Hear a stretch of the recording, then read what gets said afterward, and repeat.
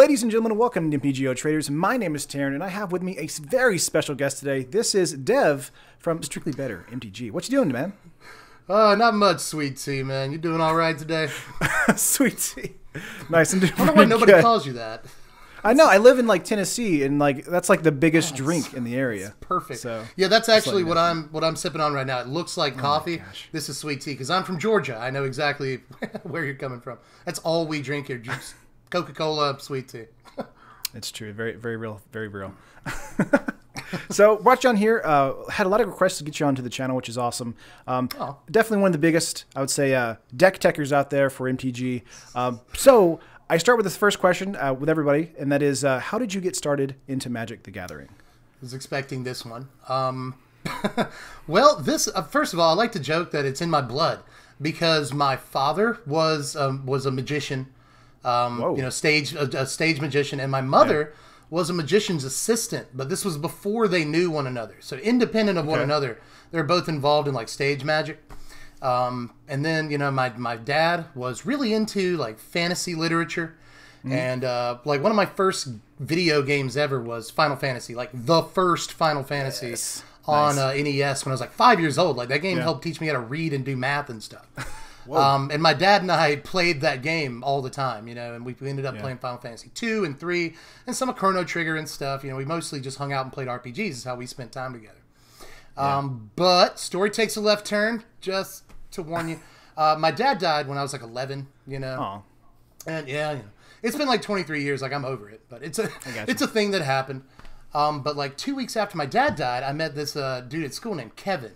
It's Devin Kevin. But I met this dude at school named Kevin whose father had also died like a couple of weeks before mine did. And we bonded over that. So I started going over to his house and he'd come over to my house and stuff. We'd hang out, play video games. And after just a couple of weeks of knowing him, he was like, hey, I play this game, and I'd really like to play it with you because I don't have a whole lot of people to play it with. Right. And I was like, cool, what is it? And it was Magic: The Gathering back in like 95. And wow. So super new. Yeah, I've been playing for 23 years at this point. Whoa. With only like two like year-long breaks. So I've been playing for a long time.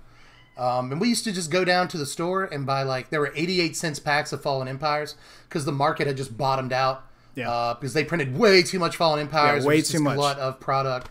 So they couldn't sell it. So they had just bottomed out to 88 cents a pack. So we used to go and just play, just get 10 packs of Fallen Empires, whatever we had money for from our allowance. Gotcha. And just, open packs and play against each other all day. And I just thought it was like the kind of game my dad would have really enjoyed. Right. Yeah, for sure. Like he was always into fantasy. We love, video games and stuff. And this was just everything he really liked. So that was part of it too. It's like my dad would have liked this game, so that bonded me to it a lot. Yeah. And I've just been at it ever since. Since I was 11 years old. So wow, that's so cool. Yeah. So as far as like, I guess the format, did you just play casually, just grab some packs and just play like sealed or? Yeah, for the first like few years, we used to do like a rudimentary form of draft with these Fallen Empires packs, and then later with like Ice Age and Alliances and stuff. And we played mostly kitchen table all the way up until like Urza's Saga is when there started being some sort of like separation between like some of the friends I had that played kitchen table Magic and like the level that I wanted to be at. So sure, I taught my my cousin William to play in like 98 or 99, something like that. Yeah, it must have been 98 because it was when the Urza's block was first coming out, and like he very quickly became like way better than me, and I didn't understand. I didn't understand like how, Yeah. So he lives like 30 minutes away from me, so I only got to see him like twice a month, at the most. So I asked him, like, how are you like crushing me so hard? Like he knew like strategies I had never even like thought of. And this was basic stuff to most Magic players now. Like he would play spells at the end of my turn as a control player, and I'd be like, oh yeah, you can do that. Like things that hadn't even occurred to me in like 2 years of playing Magic. For sure. So I definitely think like control Magic is like after you like learn how to use control Magic, it's like you've ascended to the next level of how to be a good player. A lot of people hate control, and it's like those are yet to be ascended to control players. Like I like to jokingly refer to myself as a reformed control player because forever I was casual, and then once you start getting into it, Just a sort of stepping stone into competitive Magic is when you learn to play Control, like you're saying. Yeah. And I played Control forever, but then I got around to where, for a few reasons, I'm an aggro player now. Yeah. I like fast rounds. I like to try to kill you as quickly as possible by turning my dude sideways. Just something cathartic about it. Amen to that. And I think that it gets a bad rap. Like, we could go down a rabbit hole with this one, but yeah, I think that aggro gets a bad rap as like it's a dumb person's deck, like only filthy casuals play aggro, whatever. But there's so many decisions when you're playing aggro. Yeah. You have to know when to play this, when to play that. Exactly. Aggro runs out of cards in its hand so quickly that you have cards by like turn 3. Right, like you have to sequence everything perfectly in aggro to actually win a lot of games, especially in control dominant formats. So aggro is, once you get down to the real, like the meta of it, aggro can be a really complicated deck when you're playing around 20 different cards in your opponent's control deck. So I think there's a very complicated sort of decision tree when it comes to playing aggro in any given format. I think so but too. In any case, like my cousin disclosed to me that there was a buddy up the, just getting back to, so I don't want to derail us too much, but he said he had a buddy up the street who also played Magic, and he played it in the Sunday tournaments we used to have at local card shops before there was F&M. I'm from a time before F&M. We had Sunday tournaments at local card shops, and he competed in all of those, and he was 5-0, 4-0 in all of those. And he was a really smart kid too. This guy up the street from my cousin, he got like, I think it was a 1580 on the SAT when 1600 was the highest score. Right. Yeah. At the time, and he was a really smart kid. Scholarship to Georgia Tech, which if you're in Georgia, that's the smart school. Right. And he was just a really, really intelligent cat.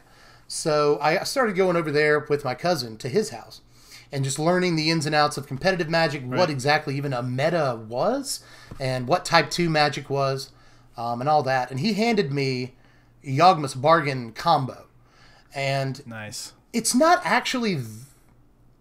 Like, if you know anything about... If you've been playing Magic for a while, and you're used to combo decks, and the synergies, it's not actually super complicated. There was just one creature that allowed you to discard cards for black mana. And Yawgmoth's Bargain allows you to pay life to draw cards. So all you're trying to do with this deck is just discard your hand, get all the mana, draw a bunch of cards until you draw enough copies of Soul Feast. Soul Feast is 6 mana, they lose 4, you gain 4 life. So you're just trying to cast 5 copies of Soul Feast, and you do that with Yawgmoth's Will, because Yawgmoth's Will lets you play cards out of your graveyard. Right. So that's how you get to your 5th copy of Soul Feast. So honestly, it's a really easy deck in concept. Just discard cards, draw cards, have the mana for Soul Feast, play it 5 times effectively. So really, it's not that hard. And whenever I go into this deck, inevitably whoever I'm talking to it about is like, oh, it doesn't seem too tough. But to my mind, at the time, it was like revolutionary. I'd never seen a deck with so many working parts that was more than the sum of those parts. And you had to pilot it exactly right for it to actually like go off. And I just hadn't been exposed to that before. So it got me really into it. And as a result, I got really into, standard Magic, and I just didn't look back from there. It was like my first like level up in sort of the way I play and think about the game. Right. So there was that whole evolution. I think for me, as far as like my intro to that particular point in Magic was probably because I didn't really take Magic that seriously in high school, and then like I got into it really heavily around World Wake in college because just everyone around me in college was playing it. Because I was like the art kid. That was a big time for the game. Yeah. Oh, for sure, yeah, and that's just a huge moment for it. But yeah, Callblade and all that kind of stuff was like the moment where I was like, oh, this is like the whole deck synergizes really well together. It's almost unbeatable, this kind of stuff like that. So right. But I've always been like, go ahead. It's funny you bring up Callblade. Like, you specifically like got more into competitive Magic because of what is considered one of the most toxic decks ever. But I did the same thing. Another point where I started really getting into competitive Magic was when the Affinity deck, when Mirrodin came out, Mirrodin Block came out, and it was all about Ravager and Skull Clamp, and it was again, just a cancerous deck for the standard format. For sure. Yeah. So many people left Magic, but I adored that deck. I had some of the greatest success I've ever had in competitive Magic with the Affinity deck. And when I go back to playing Modern, it's the deck I'm most interested in because I have such fond memories of Affinity. Absolutely. So, Yes, You never know what deck you're gonna love. For sure, yeah. I think for me, it was like I was kind of like becoming like more of a competitive player, and so it's like I just saw that deck and was like, this deck is amazing. And then if I wanted to play like a casual deck, I'd be like, well, in the same format we have like archive, trap, mill, that kind of stuff, and I love mill as like a mechanic, and I was just I want this deck to work so well, like so good, but you know, as soon as they sideboard in like any kind of Eldrazi, it's game over. It doesn't matter. It's done in that particular format. But yeah, like it was just so much fun to do Cobblade and just be like, yeah, I just win, by the way. Right, that's over. So you know. I haven't even got to ask this next question. Favorite set? This is a really complicated question, and that was a weird noise. This it just has a lot of answers. You know, I've had a lot of memories with Fallen Empires. I love 4th edition. I know it's just a core set, but I love 4th edition. Ice Age, Alliances. I mean, there's 100. There's no like one good set. Like I love the entire block of sets from Mirage all the way through Urza's block. Wow. Because it's just a continuation of Mirage, Visions, Weatherlight, and then Tempest, and Exodus and Stronghold, Urza, and you know, Saga, Legacy, and Destiny. Right. Just that entire 3-year block of sets is just my childhood in a way. So I love that. But I also love Lorwyn. Lorwyn is probably the block that I had the most competitive success in ever. You know, this is when I was going to the more like high level events. I was getting into Pro Tour qualifiers and stuff like that. I was actually trying to actually play competitive Magic, you know? Right. And I went to a lot of events in that time period. So I've got like a soft spot in my heart for Lorwyn. There are a lot of, so when you've been playing Magic for, you know, literally most of my life at this point, there's no, you can't really pin it down. Like I love Alliances, you know? Who knows? Like there's probably 10 sets that are my favorite set. So it's just hard to nail down, you know? Yeah, Lorwyn is great. I really liked Mirrodin Besiege, New Phyrexia. That kind of stuff was really fun for me because it's very different. Yeah, New Phyrexia is really fun. I wish they'd bring that back, but you know, we'll see. We'll see. I mean, they'll probably never bring back like Phyrexian Mana. Like that was a mistake. I mean, as long as there was a way to impact it, you know, kind of like how Energy kind of took over the format. If there was a way to impact Energy, I feel like it might have been not as impactful, you know. But you know, that's kind of ancillary. So. I have a lot of opinions on Energy, but we'll save those for later. For sure. So, favorite set, just you have a ton of those. Favorite archetype, perhaps? Like, is it Control? Is it Mill? It's mine. Is it Aggro? Excuse me, clear my throat there. You're good. This is another one that's almost a cop-out answer, you know, because I'm like, well, I'm the kind of Magic player, I just love to build decks. Sure. So I have respect for every archetype. Absolutely. But if I were to pick one, it's probably like a guilty pleasure is Combo. Nice. And it's because of that Yawgmoth's Bargain deck. Yeah. You know, it's because of like the Bridge from Below deck from I think it was Time Spiral Standard. I hope I'm not getting that wrong, but it feels like that's right. That's right. I think it was like Future Sight Standard within Time Spiral Block, but the Bridge from Below deck that like everyone hated. It was basically a dredge deck. But use Bridge from Below to just get all the zombies, and then you play Flamekin Zealot. All the zombies get +1/+0 haste, and you just swing for like 100 on like turn 2 sometimes. You just have all these random Narcomoebas too. Like that's such a great deck. But, like I sat across from a guy one time. Just quick story. Yeah, I sat across from a guy at a comic store that I rarely went into. It was a comic store that I used to go into all the time. Right. But then I spent more time in other comic shops. Eventually came back to this one. The first game I ever played back at that comic store was against a guy that was just playing, like we were playing casually for the most part, but all I had on me was Bridge from Below. And he played like first turn Savannah Lions, second turn Swamp Unholy Strength on the Savannah Lions, and swung at me for 4, you know. And then turn 3 I killed him. And he got, and he got up and was like, man, it's decks like that made me want to quit playing Magic forever. Absolutely, and blah. But it's decks like that make me want to keep playing Magic forever. Yeah. Like the ultimate sort of, you know, the ultimate sort of pinnacle of what the rules and the cards can come together to be, you know. I love cheap, stupid combo decks that win on turn 3 or 4. Right. I know a whole lot of people don't, but I'm that guy. Basically taking the deck as far as you can to break almost the rules of Magic themselves inherently to be able to win a match. Those are the best. Those are the best. So, I don't know. I know that people hate combo, and like even people that don't hate combo don't respect combo because they're like, oh, this is a 3-card combo, and that's literally the worst thing possible. Right.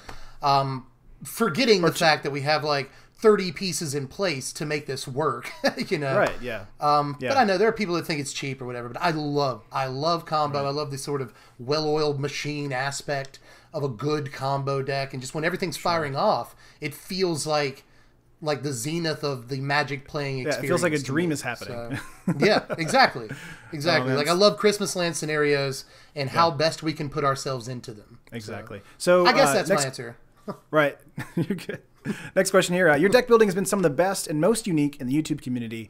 What do you look for in cards when building a deck? Are you like more efficiency or more fun factor, or maybe both? Okay. Well, first of all, I would like to frame that and put it on the wall behind me. You said your deck building has been what? Some of the best and most unique in the YouTube community. That is the nicest thing anyone other than my wife has ever said to me in my life. Well, I mean, I'll say that, like, man, before I started doing deck techs like myself and like brewing, because I love to brew myself.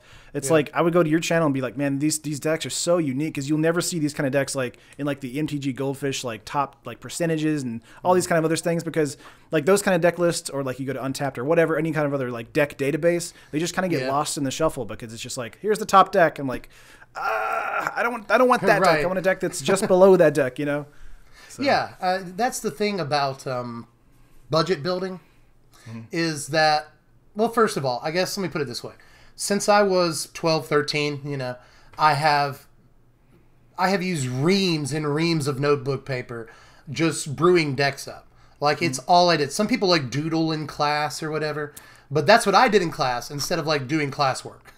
Is I brewed decks constantly every day, and so it's like a muscle that you flex, you know. Right. But in terms of, it's like an addiction, you know. You just have to brew decks. Just built that way. But in terms of like efficiency versus fun factor, that's a really good question.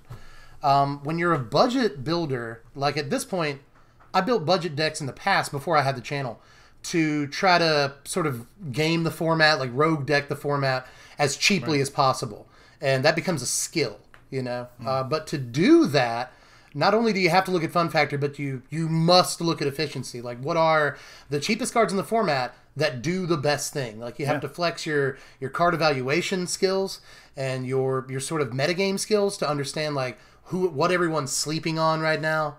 You know, what card costs 50 cents, but it turns out it's ridiculous, like Dreamcaller Siren.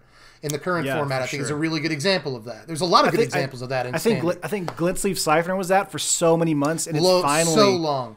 It was like, I was amazed. It was like Glintsleeve Siphoner's price, even after it was a known factor in standard, was like 50 cents. Yeah, for too long, and now it's like I think $3.50 or $4. Yeah, people are catching up. Like, this is ridiculous now. But it's amazing how cheap some cards stay, even when they are known quantities.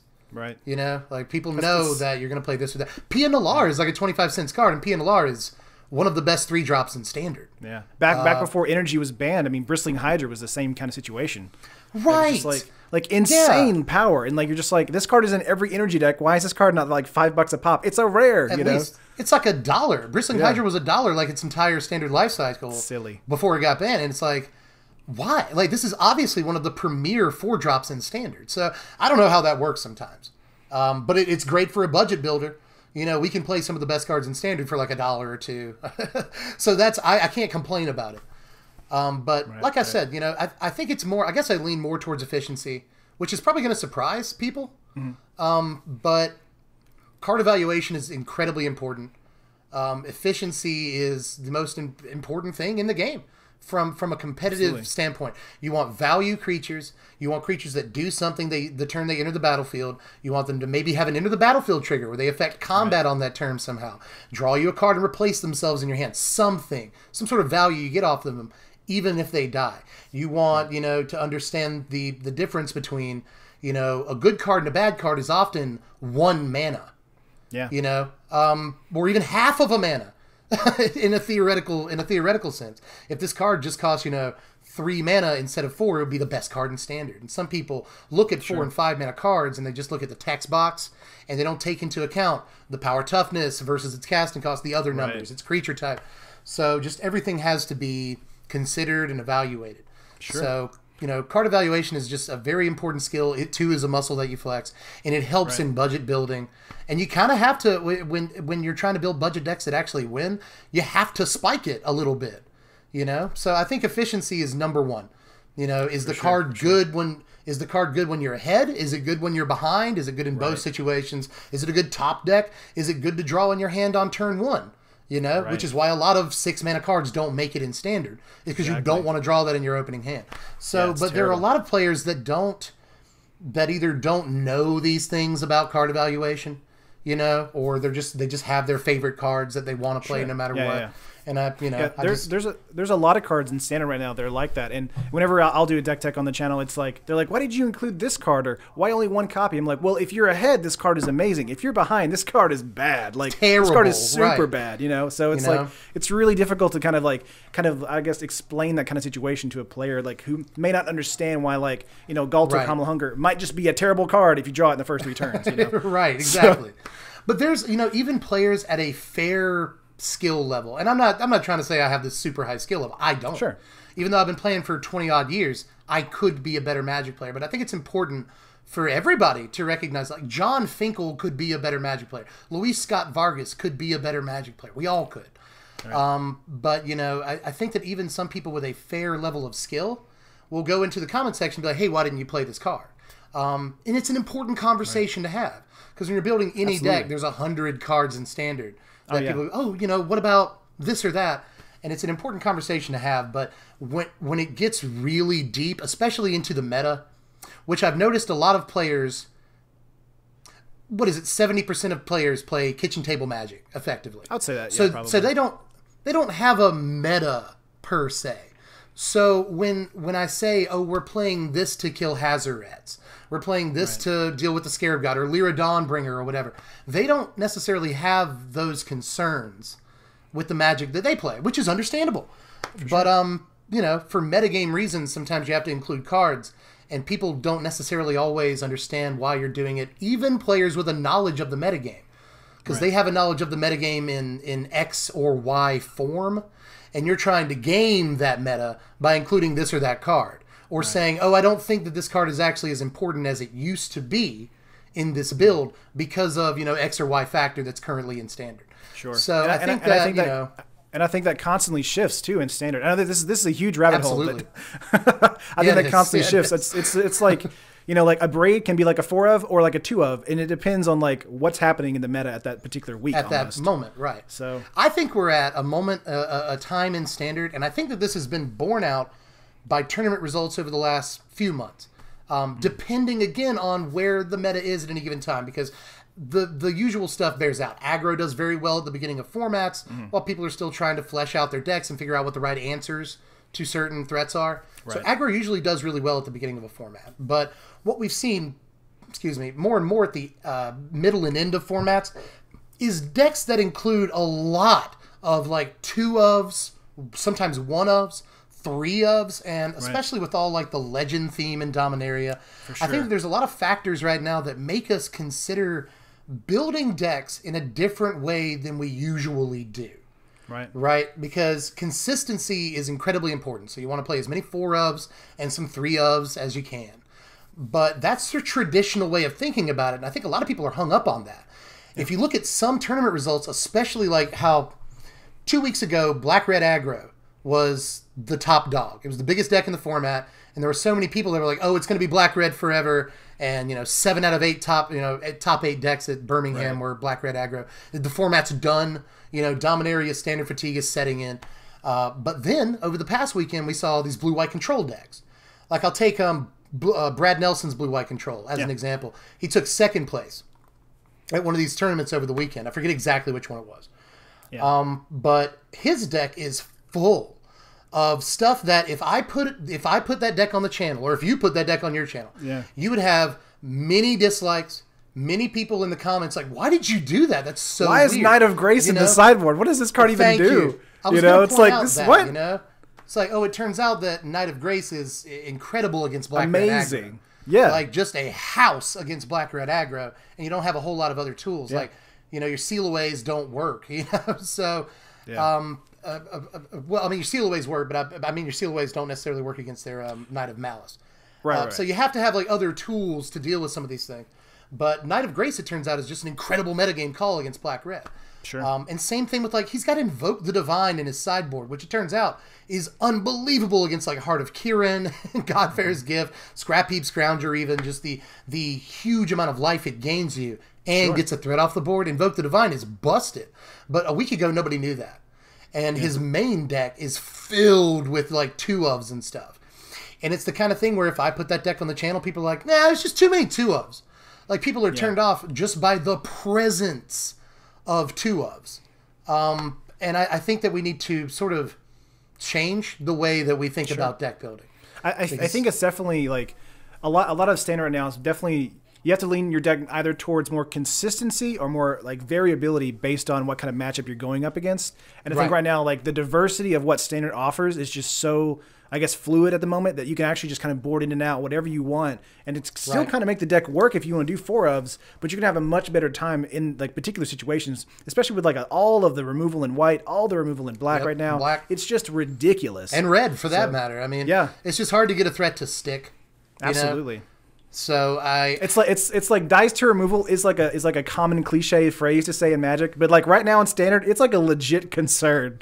You know? Well, I'm glad you brought it up. I wanted to go down this rabbit hole a bit too at some point in the video. So I'm glad you brought it up. Dice to removal. I hear sometimes when I'm evaluating a card during spoiler season, for instance, Danitha is a good example. When Danitha got spoiled and I evaluated her, I said, well, she dies to everything. You know, and she's 3 mana, and she dies to stuff that's 1 and 2 mana. And so, you know, that's a negative mana. You lose mana on those exchanges very easily, and I just don't think that she'll see much play. And, of course, I had people like, well, you're just using dies to removal. And there's a difference between somebody saying this card dies to Doomblade and this card dies to everything. Right? Like, right now in Standard, Danitha dies to Revolted Fatal Push, Moment of Craving, Vicious Offering, every other piece of black removal that's not named Cast Down. She dies to Abrade, Magma Spray, Shock, Lightning Strike, Harness Lightning. She dies to not Seal Away. I guess that's good because she has Vigilance. You know, she dies to Settle the Wreckage.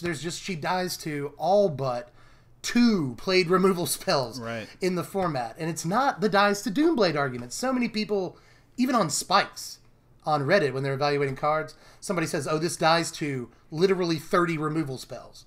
And they're like, oh, you're just saying dies to Doomblade. Like, no, dude. You can't. Like, I understand not every creature can have hexproof. I get that. But at the same time, like, how many removal pieces a creature dies to is important, especially if they're, like, the most played removal pieces in Standard, you know? So, I don't know. It's sort of strange to me how, like, Walking Ballista is such a huge card because it gives you, like, it's one of those cards that dies to everything, but at the same time gives you the upside of being able to ping the dome or ping a creature. And so it's like the best way of both worlds. It doesn't really die to anything. Right. Is the thing about Walking Ballista. Like, and many decks have that play Walking Ballista. Not all, because just about every deck plays Walking Ballista at this point. But a lot of decks have ways of recursing that Walking Ballista, getting it back in their hand in some way, you know. Godfair's Gift decks and stuff like that. And many other decks, like Sultai Reanimator is like a real thing. I don't know if you've seen that, but like they use just Memorial to Folly even in like the mono black decks. That's the entire reason the mono black plays Walking Ballista, other than that it's a ridiculous card. Those Dominaria lands are real, man. Those Dominaria lands are great. Dude, everyone's sleeping on the green one. I think it's Memorial to Unity. It just lets you dig like 5 cards for a creature or land. That card is very, very good. That card is very, very good. But so far they're doing good. You know, Memorial to Folly has been showing up in results. Memorial to Genius is everywhere. So, you know, but I don't know. It didn't take much to understand like, oh, these are good. I like spell lands. Spell lands are always good. Oh, yeah. Like always. I remember when the Deserts came out and there were a lot of people saying like, oh, these aren't great. Like, what are you talking about? I mean, like, isn't Scavenger Grounds like $9 a piece right now or something like that? Something is stupid? it? It's something like that. Yeah, it's something dumb. I hope not. Last time I checked, Scavenger Grounds was like $1.50 on TCG Player. I think I'm thinking of the online price instead of the paper price. It might be different. There is that weird disparity betwing online and paper sometimes. So yeah, there is. Because I build more towards online versus paper sometimes. But so moving on to another question real quick. I had another question of do you have Magic for fun or do you want to win? We kind of talked about that in that little bit right there. In a way. I'm gonna get on to another question here. Now, can I just? I guess we won't go too far on this. I know that we're probably running pretty high on time, but sorry, I talk. But I think it's especially again when you're building budget decks like I do for the channel and like many players have to do, because I mean no one can play $500 decks. Right. I think it's important to have fun. I mean most of the cards that are available for you to brew with as a budget player that are build-arounds are fun. Build-arounds that cost like $1 are fun. So it's important to have fun, but it's also, of course, important to have these sort of card evaluation abilities to be able to determine, like, does this really need to be in there? You know, what does this do necessarily? Is this win more? That's something a lot of players have, like, trouble sometimes with, I've noticed, is, like, does this card really do anything to get to the point where you're winning the game? Or is it just you win more once you're already winning? Right. So, you know. Again, a building budget deck should be fun, but efficiency is incredibly important when you want to build a $50 deck, but you still want it to win. Efficiency is really the most important thing. So absolutely. One of the things on like watching your videos, a lot of your videos are like in one take. How do you or seem like they're in one take? Like, do you just are you like reading from a script, or is it just like the mad ramblings of somebody like this deck is amazing because of this? It is mad ramblings, sort of. Like like when you see a deck. It's usually been in production for an average of a week and a half. You know, usually a week to 2 weeks, depending on what I'm doing. Like if it's a deck concept that is really hot right now and it's winning all the tournaments and blah blah, I usually spend like anywhere between 4 to 7 days, researching them, getting some reps in, you know, and figuring out all the different interactions and all that. But if it's a deck that I've brewed myself. Or maybe a concept that I found on Tapped Out or Reddit or something, and I'm expanding on that concept, or I'm trying to like budgetify that concept. But I'll usually spend like 2 weeks on those concepts. Right. So usually an average of a week or a week and a half to 2 weeks of work goes into any given deck. Gotcha. And then once I have notes. Let's just put it that way. I have some notes on index cards and stuff, and then I have the deck written out on notebook paper. Next to me on the couch, because I don't type anything. I literally write everything on by hand, super old school. Wow. So I've got some basic notes, but I have never written a script for. Well, I'll take that back. I wrote a script for all the preview videos that have like skits and stuff. You know, I write scripts for skits. But when it just comes to, you know, deck tech videos and let's just talk shop Magic videos, you know, I never ever write a script. It's just mostly me going and trying to flesh out like how I feel about a given topic and stuff like that. Right. But you saying that it looks like it's in one take is super flattering because like you'll see the average video I put out is like 20 minutes. Sure. But that is usually the original recording that got edited down is like a little over an hour. So, you know, yeah. So what I'll do is like, I'll do multiple takes, or if I don't say something exactly how I want to say it, I'll just take it again, you know. So you see, that's why every now and again, like fans of the channel will know that like I say go before I start a take, right? Because every now and again, I'll accidentally leave a go during editing. Yeah, just okay, go, and then I'll start talking. Right. That's because I do a lot of takes. It all looks like one take because like, I'm just in the same place, you know. Right. But even if there's like a long-winded point I want to make, I've usually made that. That's like the 4th time I made that point on camera, and that's the one I kept. You know what I mean? So it's not that the videos are super heavily edited and the special effects and star wipes. You know, I don't. It's none of that. But you know, I like to make my videos look as stripped down as possible. Sure. I mean, a lot of your videos. Sorry, a lot of your videos kind of come off as like a very casual explanation of how the deck works. Kind of like if, it's like just somebody like across like the room, just like saying, "Hey, this is how this deck works and how you kind of use it," like that kind of stuff. It comes off very casual and very very nice. When you talk about how you say "go" a lot, for whatever reason I got into the habit of saying "actually" a bunch in how I just talk, and so like I would do like a 30-minute recording and then like cut it down to try to do like 10 minutes at least. And they were like, "Oh, I counted 15 actuallys in this." I'm like, "Actually, I need to stop doing that." You'll start noticing it. I noticed, by the way, I saw your interview with Wedge, and he told you like, "That's why you got to use scripts, bro." But like honestly, like people shouted me out for that too, and you just gotta like you end up watching your speech patterns. Yeah. Because like I say, and I still do this. I say first of all, I say that all the time. I say ridiculous all the time. Mm-hmm. I used to say fantastic. Like that's the way I would say it every single time. People started calling me out for that. You know, I say that stuff is crazy or insane. Like I use some sort of synonym for that constantly in my videos. So like eventually after years of doing it, I've started to sort of try to temper or use different words. I feel myself about to say ridiculous or fantastic, and I say like ludicrous instead. So you just get better and better at sort of checking yourself. But if people hadn't checked me on that stuff in the first place, I would still be here like, every card is ridiculous and fantastic. First of all, like yeah, exactly. Yeah, it's just something you have to like learn to watch as you go on. So. Just as you keep going, you just pull out a dictionary and you're like, okay, other word beside fantastic, you know, right? Other word beside useless, superfluous. Card is just spectacular, yeah, superfluous. Yeah. It's like this card is unnecessary, useless, and superfluous. By the way, don't ever use multiple adjectives for the same, like synonyms for the same thing at the same time in a video, because then you can't use them later. Exactly. It's like you're spending. This card is filthy garbage and it's trash. It's like you can't use any of those words for the rest of the video. Yep, you're all spent. That's right. You look repetitive.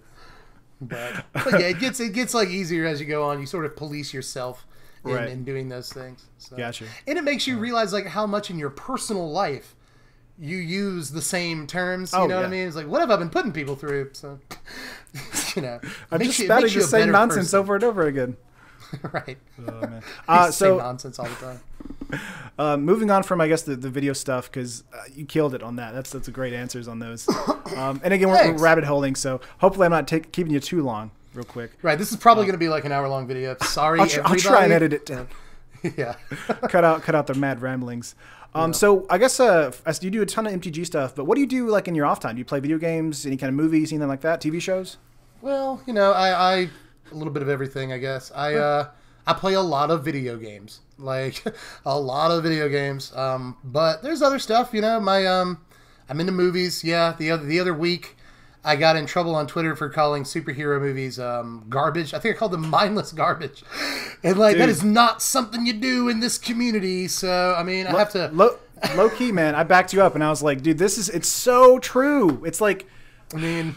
When I went and watched, I'm just saying, like when I went and watched Avengers: Infinity War, that movie is like almost 3 hours long, and I watched it with my fiance. We both walked out and we're like, I mean, that movie exists, like right, you know. Well, that's to be fair with Infinity War or the new movie that's got Infinity in the title.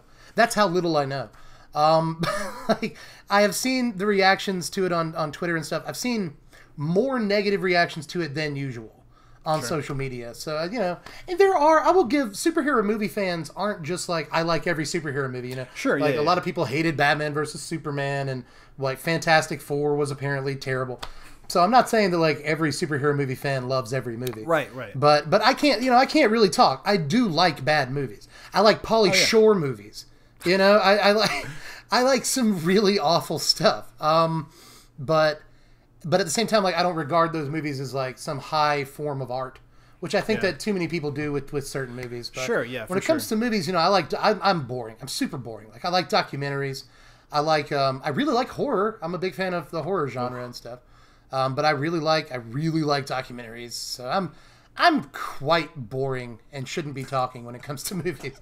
No, it's fun. It's fun. As far as like video games, there's a lot. Like I play a lot of. I guess this is a dirty word, but I play a lot of emulated games that I've owned in the past. Okay, I've owned every Super Nintendo game in the world. I can lend you a copy. There's something behind me. I'm sure. I play a lot of like old school turn-based RPGs. It's my favorite kind of game. Gotcha. I play some tactics stuff, some Final Fantasy tactics, things like that. Well, when it comes to tactics, I'm not a big fan of like that kind of tactic-based game. I really just like old school turn-based, Chrono Trigger, any of the first 6 Final Fantasies, Gotcha. that kind of thing. And like Persona 5 came out last year, and I think Persona 5 is like so far the best evolution of a turn-based combat system in an RPG like of all time. Nice. So I downloaded Persona 5, but as soon as God of War came out, I kind of just like spent all my time playing God of War. See, I really want to play God of War. I haven't played it. Oh, yet. it's so good. It's so like a lot of people are overhyping it, being like it's like a masterpiece. I'm like, I mean, it's just a really good game. That's like every. I God think of it's War. great. Every God of War I've ever played has been a really good game, but I wouldn't call it like this is the next evolution of gaming. It's not like that. Yeah. But something that I spend a lot of time with. I won't say I spend a lot of time playing it. I play it intermittently, but like. When we run out of stuff to watch on TV for the night, and when I'm just like sitting here brewing up decks and stuff, a lot of a game that I watch is Dead by Daylight. I want to pimp that game as much as I can. Dead by Daylight I have been completely obsessed with for like over a year now. I think that it's an amazing game. It is an asymmetrical game where you've got effectively 4 survivors, they're called survivors, versus 1 killer. And it's all online, so the killer is controlled by a player, the 4 survivors are controlled by a player.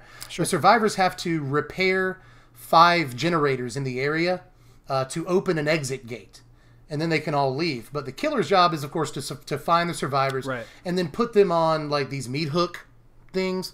And, once they're on the meat hooks, other survivors can be altruistic and come and save them. They get points for that. But you can only get meat hooked so many times before you effectively die. Right. So it's the killer's job to try to kill X amount or all of the survivors. It's the survivor's job to get out of there before he's able to do that. And it's just it's like a video game sort of hide and seek with a horror genre bent. Sure. And I love everything about the game. I love spectating it. I love playing it. I want to bring awareness to that game. Is amazing. Sure, yeah. So, it kind of reminds me of that, I guess, that Friday the 13th game that came out recently. It's a lot like that game, but there's more killers. In Friday the 13th, you get 1 killer. Right. With a bunch of different skins and different fatalities. I'll give you that. But in Dead by Daylight right now, I think they're up to 9 different killers, and there's another one coming out in June. Some of them are licensed killers. Like, in Friday the 13th, obviously you get to play Jason, but Dead by Daylight has like Freddy, and it has Amanda the pig from Saw. It's got Michael Myers. So it's a dope game, brother, is all I'm saying. But I'm into other stuff. I played video games forever. I made money in college playing Tekken Tag, which I'm now super bad at. Yeah. I won a Blockbuster tournament for Tony Hawk 3 way back in the day. I loved that game. I was at one point less than a minute away from the speedrun record on Mega Man 6. Nice. I'm also currently on Drive Club. I think it's on the Nakasendo course in the Renault.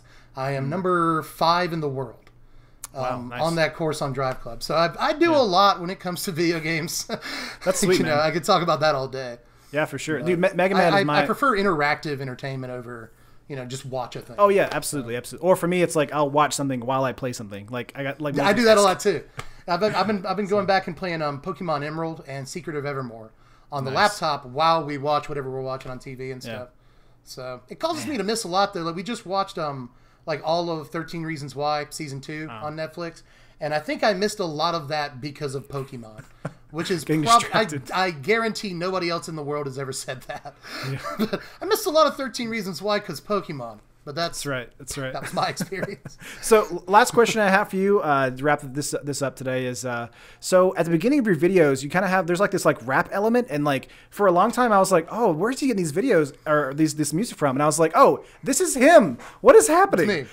Like your rap game is insane. I get that in my comment section all the time. Every other video, somebody's like, who is that with the sick bars, bro, during your intro? And somebody like always gets to them before me. Like a fan will be like, yo, it's him, cuz, it's him. Yeah. So where's like your SoundCloud link, man? Just like where's your like pimping out at? Yeah, I'll my SoundCloud link is and I should be pimping it more honestly. It's SoundCloud / Dev the Epithet. Gotcha. So if you're into it, I've only uploaded I think like 8 songs to SoundCloud right now. So a lot of my songs are like snippets of things, you know, that I haven't fully fleshed out yet. You know, that song, like, I think the song that everyone likes the most at the beginning of my videos is that I'm sorting through some heinous haters like a pooper scooper. That song, you know, they just trying to take my life like a Koopa Trooper. That song, that what you hear all the way up until like you want roast beef, allow 'em Arby's. That line, that is the entire song. Like everyone's like, "Where's the rest of the song?" It's like you heard it, you know. Yeah. So a lot of my songs are just snippets and stuff, and like fully fleshed out. It's just like custom intro songs for like all your videos. That's awesome. Right. It's like I've only made like 4 of them since I started the channel. A lot of what you hear is actually stuff I made like from 2010 to 2013, and it's just like old beats and some rhymes that I had that like I really didn't think anyone would ever hear. So when I started the channel, I just used that sort of as an avenue. Like, I guess this is the way people can hear this stuff. And people really responded to it. Like, for sure. In every other video, I get one guy in the comment section that's like, please stop rapping in all caps. But, like, for the most part, people are like, dude, you know, straight bars. I mean, it's funny because like I'll like the first time I noticed it, I was like, wow, and then I started like typing up like, where are these coming from? And like, oh, they're from him. That's crazy. Where's the SoundCloud link? You know, it's awesome. I've been obsessed with hip hop since I was like 8 years old. That's awesome. You know, and it was a great time to get into it because when I started getting into hip hop, we were moving away from the 80s and early 90s sort of feel good into what was the analog for grunge. You know, rock went grunge in the early 90s. Right. Rap went a lot harder too. And we had, you know, NWA, Dr. Dre later on a little bit when he separated from the group. You had Snoop Dogg a little bit later on. There was Dre. It's not Dre, but Big. There was Pac. It was just a perfect time to be into hip-hop. These are all of some of the best rappers that ever lived. Yeah. And, you know, I don't actually listen to a whole lot of current hip-hop, but any hip-hop from like 1985, starting like Run DMC, all the way up to like 2005, I guess the beginning of like the crunk era, is like all of that is my jam. Tribe Called Quest, you know, Gangstar, De La Soul, literally anybody from that era. MF Doom is like my favorite rapper of all time. Nice. So, you know, I get a lot of my style from them, and that's a lot of the music that I've listened to in my life. You know, I like just about every genre of music. Sure. But hip hop is like what I've stuck with since the beginning. Like it is, I don't know what speaks to me about it, but it's always spoken to me. And I spent a lot of time with, you know, people, just other people, bouncing ideas off of them, writing and rapping. I had a lot of friends that I spent time with for a long time learning. I had a friendship with this guy for like 3 years who was originally from Barbados, spent a lot of time in Queens, and he had like multiple relationships in Queens, New York, with people like Busta Rhymes, for instance, and Cool Keith, and all these rappers I really respected that he spent time with. And I ended up spending like 3 years with him literally every day, just writing and spitting and trying to like develop my game as much as I possibly could and get as good as him, which never did happen. But like I spent a lot of time developing, like really trying to evolve my rap game. It was all I was about for years. So, that's awesome. You know, I'm not about it right now as much. So I'm really concentrating on the channel, but for the what you see is the product of like a lot of work, you know. Yeah. And I'd like to get back into it. Like I've been planning on doing another rap deck tech for months now. I've got the beat written for it. I've gotten some of the lyrics written for it. It just has to come together. You know? So anybody that's ever written a song knows like once you get down to brass tacks, it's not just about like writing a riff and then rapping over it. There's all these little things that you have to then clean up within the song. So get it just right. So, but all I can say is I am working on it again. I am working on it again, but yeah, well, good to know. Hip hop is extremely important to me and has been almost my entire life at this point. So. Wow, that's awesome. Well, I guess that'll wrap up this section. No pun intended there. Cute. But thank you so much for coming out, man. This has been awesome. Man, I had a lot of fun too, man. I know that we went really long here, but I can talk all day about Magic and everything. Sure. Once you get me started, I have like this sort of social anxiety, but like once you get me one-on-one and you start talking and stuff, like I can't stop. So sorry, I'm a chatterbox. Oh, you're fine. I think it has to do with like a lot of like, especially with like MTG content creators, because it's like we spend all day like basically in front of a computer or in front of something else, like brewing our decks, making all that kind of stuff work, and thinking about that kind of interaction, this kind of interaction, then kind of watching like a tournament happen on the screen at the same time, and then like you just have all this information and you tell no one it except for like when you do a deck tech. You know, it's maddening. It's maddening. Yeah. Like I said, I don't really see many people anymore. I do most of my testing online, or even I'll proxy up decks before they're available. Like during spoiler season, I'll proxy up a lot of decks. So I rarely leave the house at this point. I haven't played an F&M in way too long. Yeah. Just so you know. But at the same time, like when I do get the chance to, you know, talk to you or talk to, you know, anybody at this point, it's so exciting because I never really get to bounce ideas off of anybody and like talk shop. Absolutely. So this was a great experience. It's cathartic for me. I needed to get some of that off my chest, I guess. So yeah, for sure. Let me do a quick sign off, and I guess we'll end this video off. If you guys like this video, make sure to like it. Of course, if you don't know Strictly Better MTG, go to his YouTube channel. He's awesome. I'll have a link in the description as well as in the comments probably. His deck decks are ridiculous. His rap game is also ridiculous. Thanks. But if you have another guest you want me to interview or kind of bring on the channel, just let me know in the comments down below, and I will definitely reach out and try and do my best. But that's going to wrap up this video, guys. You have anything else to say? Any kind of links you want to drop or anything like that? You know, the usual stuff. Just follow me on Twitter at SBMTGDev. Sure. Support me on Patreon. You know, it's just $1 a month. If you want to, I'll $5 a month will get you a signed card, but $1 a month, and I'll let you know what deck techs are coming up before I do them. You get to vote on what deck techs I'm doing next. So all I really ask is $1, and that's just patreon.com/SBMTG. But aside from that, I guess SoundCloud.com/Dev the Epithet is how you spell that. And I guess that's pretty much all. Just come to the channel. Watch some decks if you want to do. We got some good decks, so check them out. Awesome. Thanks so much, and I'll see you guys in the next video. Peace. Bye!